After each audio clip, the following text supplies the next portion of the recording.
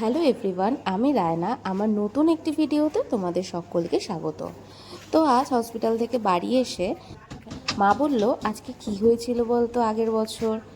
ঠিক মনে করতে করতেই ভাবলাম, ও আচ্ছা, আমাদের দোতলা ছাদ ঢালাই হয়েছিল। তো ভাবলাম তোমাদের সাথে তো ভিডিওগুলো শেয়ার করা হয়নি, তো এই বছরই শেয়ার করি না হয়।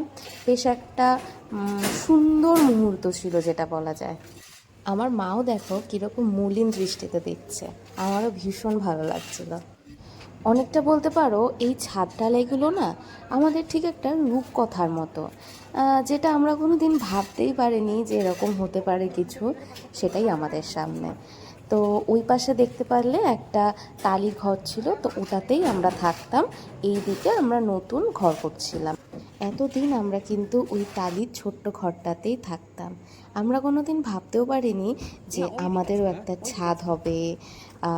আমরা তো ঢালাইয়ের সময় যেহেতু বাড়ির লোককেই প্রথম ঢালাইয়ের মশলাটা দিতে হয়, তো আমি সেটাই দিচ্ছিলাম। আর চারিদিকে গঙ্গার জল ছিটিয়ে শুদ্ধ করে নিলাম, আর তোমাদের সাথে আমি ফটোগুলো শেয়ার করলাম। তোমাদের ভালো লাগলে অবশ্যই আমার ভিডিওটাকে একটা লাইক, কমেন্ট আর আমার ইউটিউব চ্যানেলে একটা সাবস্ক্রাইব করে দিও।